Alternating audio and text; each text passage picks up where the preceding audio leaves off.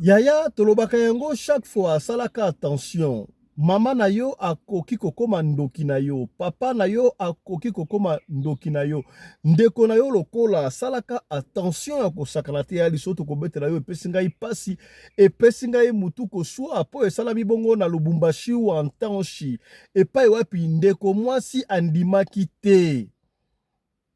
Azui mobali ya liboso, mobali wana alala alamuka te akufa. Azui mobali ya mibale, mobali wana même chose, mobali ya mbongo alala alamuka te akufa. Entre temps abotaki déjà mwana ya liboso, mwana na ye moko ya mwasi na mobali ne ya liboso. Et mwana abandi maladi après kokufa ya papa wana. Mwana pama akena mwana hôpital ba yeko simba te, ba yebisi ye mama na yo ni mutu na base ya liwa ya mibali na yo alingi pe alia mwana na yo. Oh, ya solo mama ka yanga moko oyo. Mama o tozaka lokola ba camarade to sekaka epesi ngai pasi. Est-ce que mama akoki pe ko sacrifier mwana na ye epesi ngai mutu ko soya ya yango lisoto ko betela yo sika wa boyi. Pasi mokili oyo somo. Yaya na mikolo ute koleka to yebisa kibino ke bakangaki un monsieur, un imposteur, ye azali député te mais asiégeaka bongo na assemblée nationale na yebi soki pasaka be molima na yebi te kasi nani akangaki ye député moko nde mutu adétectaki ye a expliqué comment est-ce akangaki ye yango tokosola ngo na émission ya lelo. Bon, avant tozongela makambo ba carte na esika ndeko wana azali na député les antaboué toyoka makambo ndeko Peter Lomposi ayebisaki biso avant émission ebanda en quelques minutes sur circonstances nini ememaki ye a démasqué ndeko wana kazali faux député. Honorable Peter Lomposi mbote na yo ozali député national yo mutu okangi to détecté ndeko wana azali député national te elekaki ndenge nini? Merci ndeko bapandi sango ya Topongo mokolo ya lendi tozali na commission oyo babengi yango ekofine tobataki misala mpona kokende komanyola makambo etali loi pota rectificative ya budget oyo ya exercice en cours pe eleki tozalaki pe na loi pota réduction de compte ya exercice oyo boye. Voilà. Tokolanda yango bobimba nango na émission ya lelo.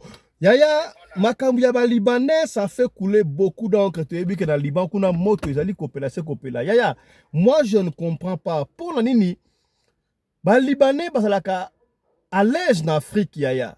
Na ba pays nyonso Afrique, Congo Brazzaville, Congo Kinshasa, Gabon, Cameroun, ba libanais mususu bazwa kutu ba nationalité bakoma ba congolais bakoma ba ivoirien bakoma ba camerounais bakoma koma toyambaka bango bien ba libanais kasi pona nini ba libanais banyokolaka poposo yindo na mboka na bango et gouvernement efandi ndie ezali koloba eloko te ndeko mobali oyo a expliqué. Celui que tu vois là, c'est un influenceur ivoiro-libanais. Comprends bien, ivoiro-libanais, c'est-à-dire un Libanais installé en Côte d'Ivoire, bien intégré apparemment, mais il a une femme noire. Je voudrais ici attirer l'attention des autorités ivoiriennes d'être bien vigilants. Parce que les Libanais sont réputés de projeter les femmes noires par les immeubles. N'oublie pas la précédente vidéo. Ceux que tu vois également, ce sont des Libanais bien intégrés en Côte d'Ivoire. Et ils sont pleins comme ça sur le continent. Ils sont riches, ils ont fait fortune. Ici, ils ont bâti des immeubles. Ils mènent une très belle vie. N'est-ce pas? Maintenant, à contrario, celle que tu vois pleurer, c'est une Africaine qui crève au Liban. Elle demande du secours. Celle également que tu vois là, c'est une Africaine qui crève au Liban, abusée par les Libanais, et sont en train de demander du secours. Alors que je suis malade. Celles que tu vois pleurer sont des Africaines coincées au Liban parce que les employeurs ont dit vous ne bougez pas, on a déjà payé vos papiers. Ah. Voilà, c'est ce qui se passe au Liban. Comme dans le monde, il y a œil pour œil, dent pour dent. Comment est-ce que les Africains crèvent au Liban? Les Africains souffrent dans le Liban, mais les Libanais en Afrique, dans la République démocratique du Congo, changent la nationalité, à l'aise. Trop, c'est trop. Yango peut te na émission ya lelo. Mbote bandeko balandi ya radio Lokoye télévision bisika nyos tu bozwami. Merci na confiance pe fidélité. Bozali ko continuer ko pesa programme oyo radio Lokoye et pas wapi tokutanaka chaque fois pour na ko solo la makambo zali ko leka na communauté na biso africaine en général mingi ya biso batu ya mangala ngai ko mona ngai Tata Pelende partout zali ko na biso oza na Namibie oza na Libye na Liban partout na Tchécoslovaquie na Brésil na Europe mobimba Amerika Océania yaya émission ebandi émission na biso après-midi benga bandeko bakota boya to sola parce que makambo zali okita très grave ngai ko pesa ngai mutu ko soir voilà. Tango na lobaka mama na yo akoki kokoma ndoki na yo tokansaka lokola maseki tala liso otokobetela yo koma que mwana asali makambu mama asali mwana na ye makambu oyo ezali normal te pesi mutu ko soya ko sakana te makambu nini mama asali mwana na ye ya tolobia mama alie ato abomi ba mibale ya mwana na ye ya mwasi alingi bonheur ya mwana na ye te pasi kasi yambo to beta lisolo wana tika to développer moi 2-3 makambo oyo boni bongo na sommaire yaya mikolo mileki to lakisa kibino boni bakangaki imposteur baza ebele me ba démasquer na mutu moko un certain Israël comme ça je ne sais pas si ça s'appelle Israël comment mais Israël to lakisa kibino yango ye assiégeaka na assemblée nationale. Comme on a bon, député Israël, voilà. Il a siégé à l'Assemblée nationale. À ça, la cadette, allez, kakakutu, ba interview, donc, on a dit, député, il a laissé aller, bon, il a pesé un moutou, soit, pour contrôler, pendenini, à joie qui macaron, denini, abandé au côté, est-ce qu'à joie qu'à émolument, talakunseki, talakumamba, kaka député, mokonde a démasqué, a dévoilé. Na sirba oyo bazi ba imposteur subali ko pakata mbangu ya bango moko akanga ki endenge nini et cela ki ndenge ki akanga ye yoka explication ya député akanga ki au micro ya ba confrère na biso ya Top Congo FM anda bon avant tozongela makambo ba carte na esika ndeko wana azali na député les antapoy toyoka makambo ndeko Peter Lomposi ayebisaki biso avant émission ebanda en quelques minutes sur circonstances nini ememaki ye a démasqué ndeko wana kazali faux député. Honorable Peter Lomposi Mbotenayo, Ozali, député national, Yo Moutou, au Kangito détecté, Nekouana Azali, député national, était. Et les cas qui n'ont nini?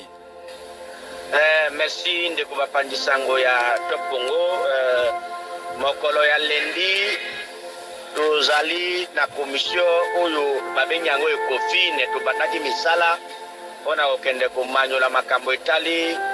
Loi pota rectificative ya budget oyo ya exercice en cours peu eleki tozalaki pe na loi pota réduction de compte ya exercice oyo boye donc na Béatrice au téléphone à commission kosala misala kuna lokola ezalaki ete tozala isolé mpona kosala misala sikisiki tobengi pe ministre ya état ya ministre d'état ya budget tobengi pe ministre ya finance va présenter d'une manière résumée makambo to zalaki na ngo na Assemblée nationale.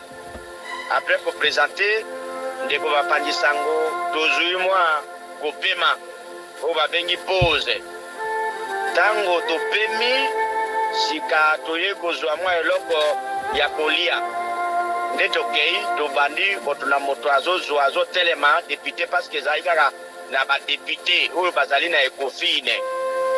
Na commission wana ozali dirigé na président honorable Guy Mafuta sika tokei tango tokei tozwi biloko ngai na bandeko mosusu ya Ituri tozwi occasion ya kofanda na mesa moko mpona kolia témoin na ngai ezali honorable Bindulei bokobenga ye honorable Bindulei toza kolia toyi kokota na ba province ba petite ya ba province bandeko na tango tozosola na ndeko wana faux député faux sénateur faux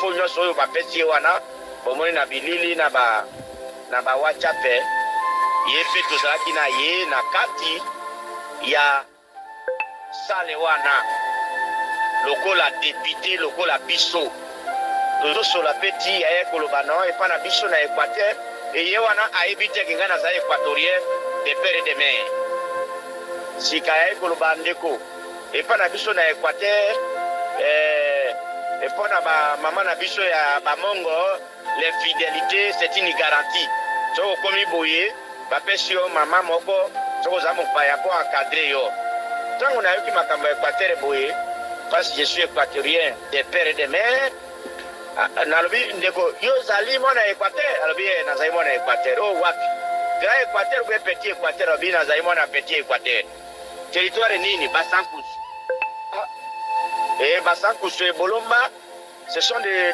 territoires frontaliers voisins sika nga nalobi yo zali député alobi nazali député ngai pe lokola nazaka légaliste depuis Équateur kuna nalobi non yo zali député te soki olobi ozali député loba territoire mosusu mpe loba na province mosusu badéputé nyonso nationaux ya Équateur 12 députés nationaux ya Équateur zali Équateur sifule mbandaka bazalaka na 12 sièges nationaux oyebi bango nyonso mpe badéputé nyonso ya Basankusu mibale nayebi mpe bango nyonso yo outi wapi alobi te nga nazali petit frère ya excellence Marc Ekila oya formation professionnelle nazaka premier suppléant na ende na remplaça ye makila ya équatorien etelemi na bino monsieur qui n'est pas député wana tozali na bandeko mosusu lokola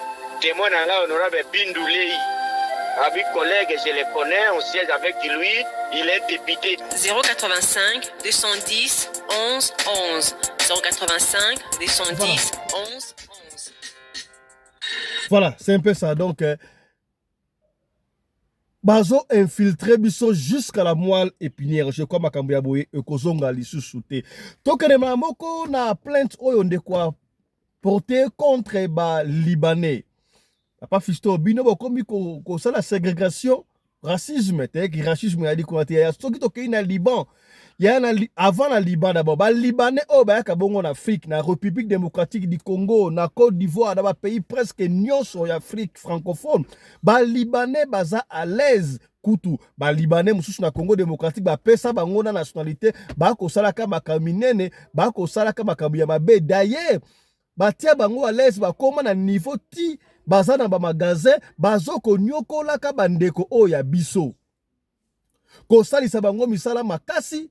Mais kofuta bango mbongo muke ezo kopesa mutu ko soya ko sakalate. En bref, ba libanais ba na bango bazo ko rouler carrosse vili wana mobimba Gombe et koma poso pembe nani wana ba libanais et comme difficile yoza poso moindo pona ozo ata appartement na ville pona nini ba libanais ba tondi wana bana na bango na ba 18 bazo ko sakana ezo ko malokola tangu ya colonisation moto moindo azongi na masina bango ba libanais ba fana na ville pona nini ndengo wana bazo kotia bango à l'aise.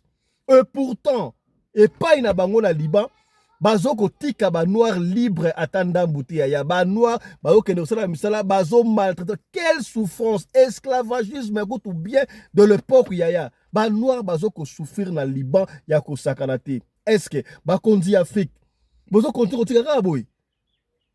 Est-ce que ceux qui vont continuer guerre et pas ba libanais au bas en Afrique, kuna ba ko dosete na bino bandeko na biso Afrique. Okokono musala moko sana Liban, baso luka balba sana na salon, ba luka balba sana na ba magasin konso yo mbango kanti Liban eza poto keta okoba kuna bokoyi ba esclave. Bo salaka angele makambo oyo ba libanais ba osala na Liban, ezo pesa esengote, ba kondi, bo telema pour makambo. Sinote mawa mingi, yo kandeko oyo ivoirien ndenge asali parallélisme. Anda. Celui que tu vois là, c'est un influenceur ivoiro-libanais. Comprends bien, ivoiro-libanais, c'est-à-dire un Libanais installé en Côte d'Ivoire, bien intégré apparemment, mais il a une femme noire. Je voudrais ici attirer l'attention des autorités ivoiriennes d'être bien vigilants. Parce que les Libanais sont réputés de projeter les femmes noires par les immeubles. N'oublie pas la précédente vidéo. Ceux que tu vois également, ce sont des Libanais bien intégrés en Côte d'Ivoire. Et ils sont pleins comme ça sur le continent. Ils sont riches, ils ont fait fortune ici. Ils ont bâti des immeubles. Ils mènent une très belle vie. N'est-ce pas? Maintenant, à contrario, celle que tu vois pleurer, c'est une Africaine qui crève au Liban. Elle demande du secours.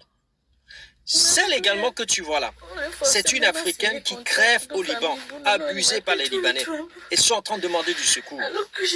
Celles que tu vois pleurer sont des Africaines coincées au Liban parce que les employeurs ont dit vous ne bougez pas, on a déjà payé vos papiers. Aïe, aïe, aïe, aïe, aïe. Moi j'ai envie de poser une question.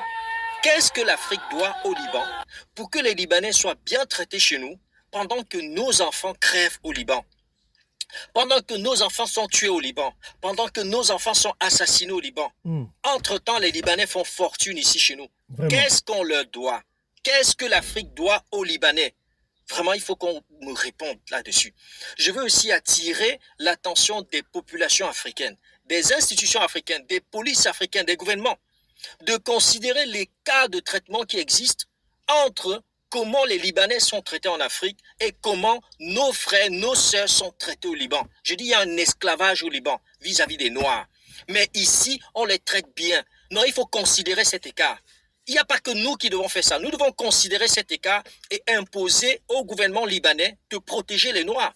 D'ailleurs, récemment, il y a des gouvernements africains qui ont imposé au Canada de ne plus leur prendre leurs infirmiers. Ça peut être pareil. On ne peut pas bien traiter des gens chez nous et à contrario, chez eux, ils ne traitent pas bien nos enfants. Non, il faut que ça s'arrête.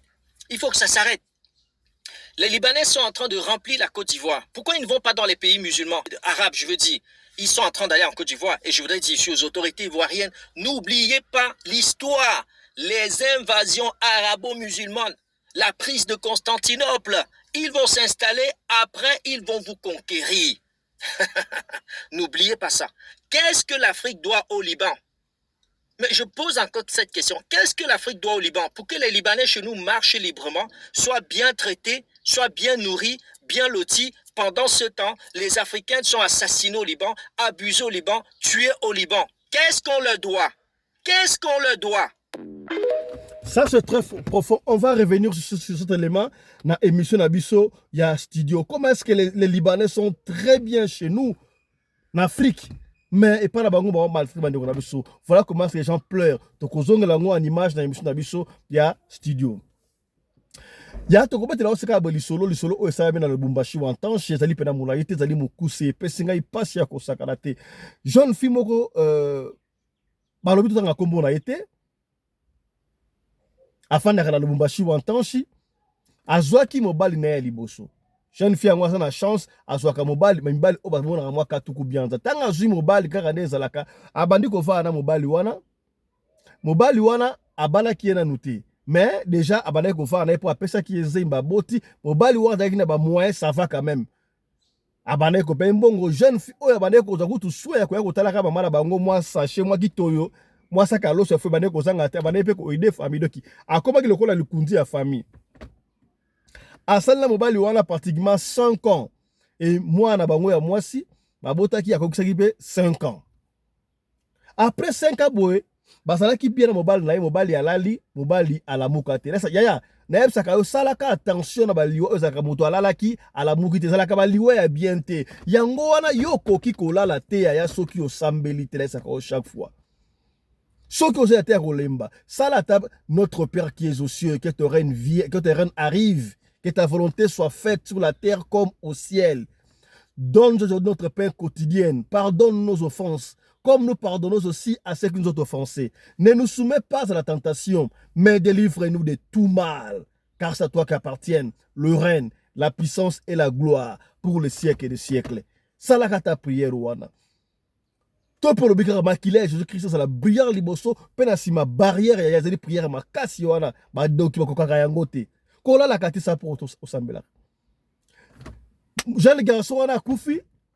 Et ça normal non mobali abala kiote zalaki ndaku na ye azalaki na mituka tango bosili si wana esili mariage et katani ma famille bazu ba bien moi na bango yepe jeune fille wana elle était obligée ya kozonga siko na ndaku ba parents na ye papa na bango ase akufa atikala na mama na bango azongi na ndaku na bango bayala bango ba panta so ba likasi ya konsonanda ko na mama na bango atikala ka ye moko lotaka ye ay ko zonga akomi ka ye ko fana ye na mama na ye na mwana na ye ya petit fille on a 5 ans ba fanda pendant 5 ans jeune fille fana mama ba la 5 ans la vie à souffrance ya calvaire fille ngo une très jolie dame kaka nenga bimaka e konso ba tour air moko no hotel Caravia kaka ndengo ya air moko senga ka mwasi ko fanda ka fanda ka te pa ya mobala ya bien bazwaka ye na ba cité pa pamba te mobala ya bien bazwaka ye na ba wenze te olingo so benga mobala bien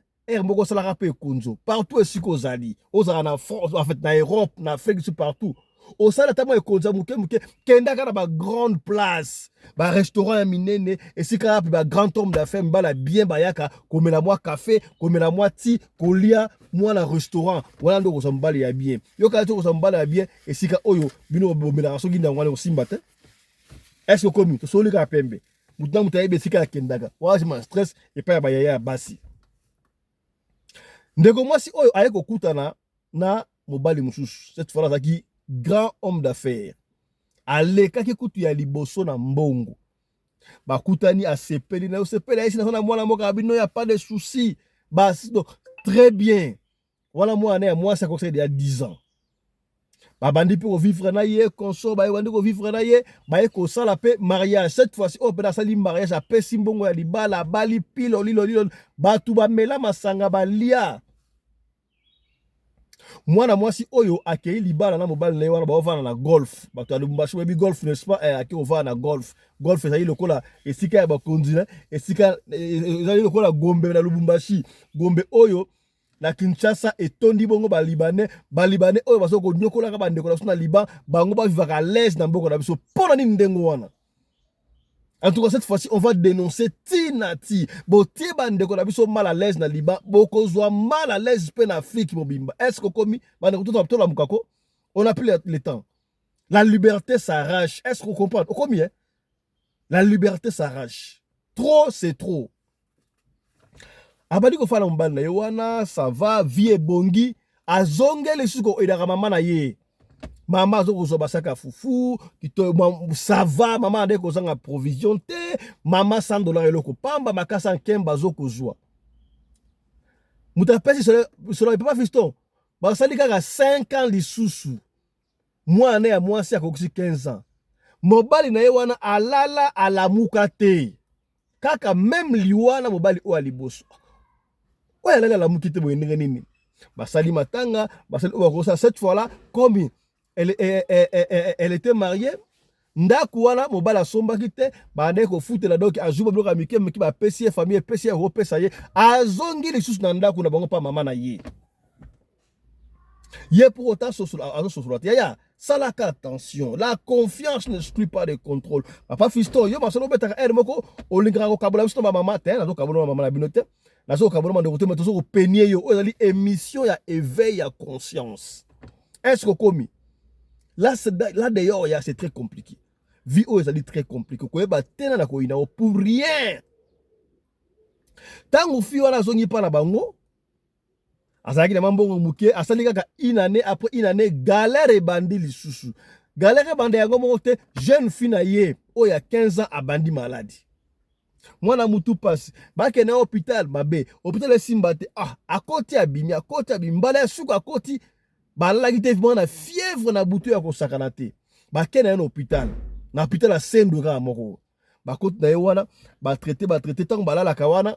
Oui, na butu ba infirmière ko ba kisi te. Parce que docteur a commis non, o commis la kisi herbo. Infirmière wana ye a otala apesi bona kisi, moi on dira bongati. Ya. Ba infirmière msu ba sala ka ba ndoki pe to ba infirmière msu ba boma ba na hôpital ka ndengo wana. Mais oya nzambe pe bazala toujours. Ya, soko sa bwana elaka ko ba ko bundisa yo me ba ko longa ote. Est-ce que komi soli pembe tselanga ba j'aime. Infirmière moko alaki ona tala bi mama non mona maladie ya mwana na yo o ezali maladie pena ya kimukiri boite parce que ba question de il y a 4 jours hôpital en principe il fallait que déjà telema mais moi na changement zate non mona maladie o ezana maboko ya batu na ko conseiller soko lingi luka moyen o luka o sasa mwana o na ndenge msinote mabe ko ikuya tango alobi ndengo amba moko esprit ya mama esale esprit ya jeune fille o esai na tongo azo mwana ya bima l'hôpital wa papa fiton ndeko mwasi wana ake ko luka akei pa ya papa moko boye na Kamalondo voilà Kamalondo papa la sonra ba tout traditionnellement tanga akei boye à côté comme tout no papa atala bi ba dans kili baza malamu te mwana ozo na o si ba sacrifier kala mwana o azali poso ya pamba molimo ya awate mais na kosunga ye mais condition za la ka moko papa condition nini no mwana oyo abalola awati akokoma bien. Mais avant on a quelque chose. Oyebi ndo sala makambo oyo.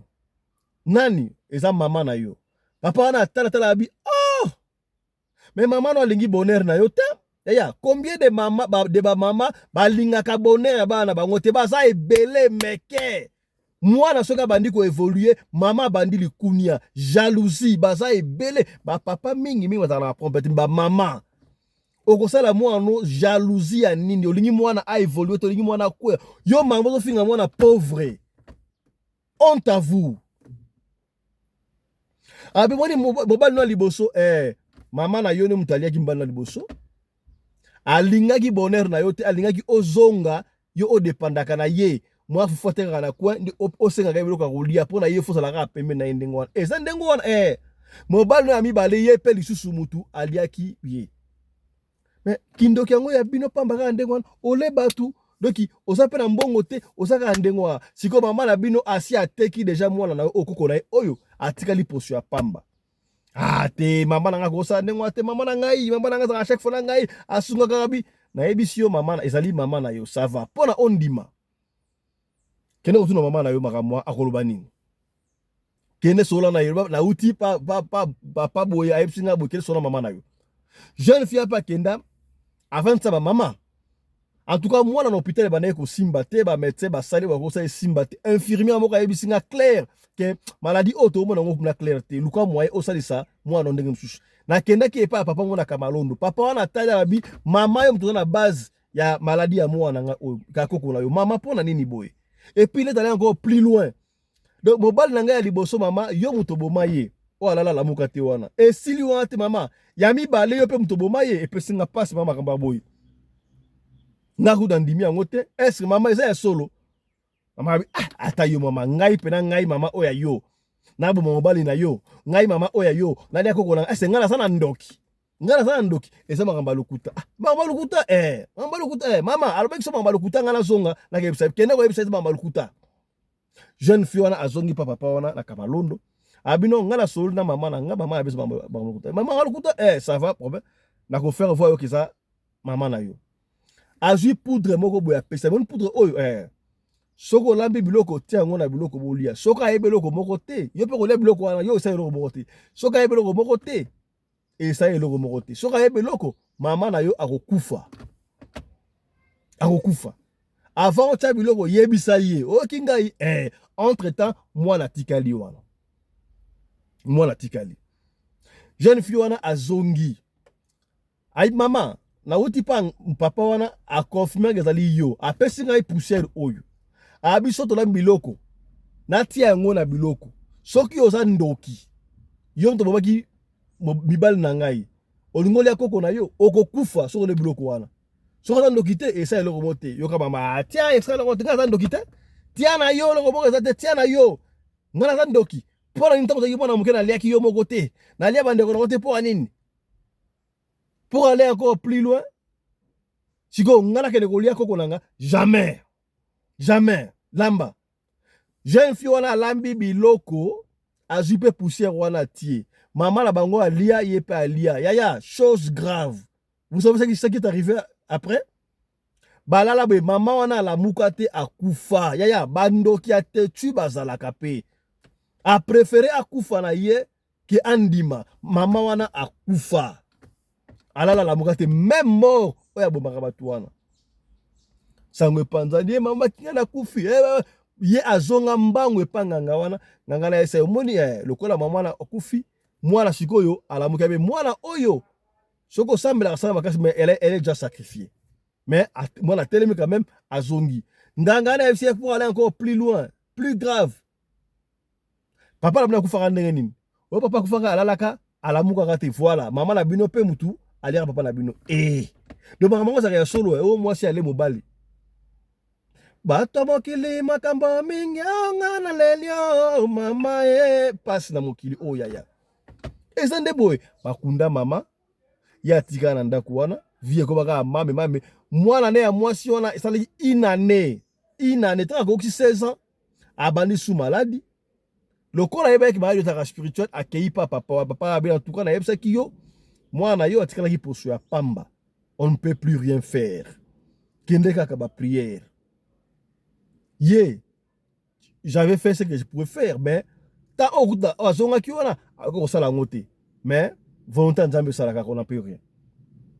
Azonga la mwana na ye abanda okena mwana église basambeli hélas esimbagite la fille de 16 ans avait succombé, une très jolie fille akufaki. Ba to le photo na ye awa ezate et pesi passe ya kosakanate. Yango ndeko apesi c'est pas fisto beta li solo na mona ka discussion mo beta ka li solo moko boy oyo bandeko ya fi moko bandeko loba non ba esi bango mama na bango atando kimeya banda ko ndima te bona yebi famille na bango te mais na pêche li solo o beta pour comprendre que e commande ngwana ta su mama na ozaka ndoko ko yeba te bako saka blote no ozaki mwana muke na leo te po ani ko mukona ko le lokuta soki mutabani misala mabe za misala mabe. Peut-être que si les oyo ndenge na ko ba kanai tanga ko ba mikolo tanga ko ba mikolo combien de mama balinga bonheur ba na bangote on bana mama bena boye aboti mwana ya bokolie ya mobile to ya mwasi alingi mwana a progresser te yo mama ozofinga mwana o pauvre za le côté na ndenge ni kasho so mwana za le côté yo mama za le loko sunga mwana ko na le côté te pasi tala lisolo buke to bombela kiyo na poko lelo yango yo pona ko penir to suki awa. Ne ratez pas ce grand rendez-vous tout à l'heure là na 19h30 heure de Paris et autre ko le na équipe ma solo na équipe l'autre ko solo la polygamie. Polygamie na polyandrie. Polygamie c'est quand un homme a plusieurs femmes. Polyandrie c'est quand une femme a plusieurs hommes. Est-ce que conséquence nango ezala ka ndenge ni auto ko zonga la pe makambu ya pasteur Pierre Casse oya defendaka wana. Est-ce que polygamie ezali mabe to ezali malamu et surtout to ko defendaka ba culture to zonga la authenticité na biso. Na ba pas fisto ba authenticité to zonga na ba non na lo ba raté tout ça retour à l'authenticité na ba tout ça recours Alexis OK aussi ya malamu ya mabe obwaki. Donc ne ratez pas émission alelo autre ko bongo polygamie na équipe choc auto solaka chaque fois. Soko lingo participer benga biso avant déjà comme la biso na participer to ko chao pe okoyako participer. Quant à nous, nous vous disons au revoir. À tout à l'heure pour la émission Nabiso avec l'équipe Choc. Voilà, portez-vous bien, santé de fer à tous. Chap chap et tchara.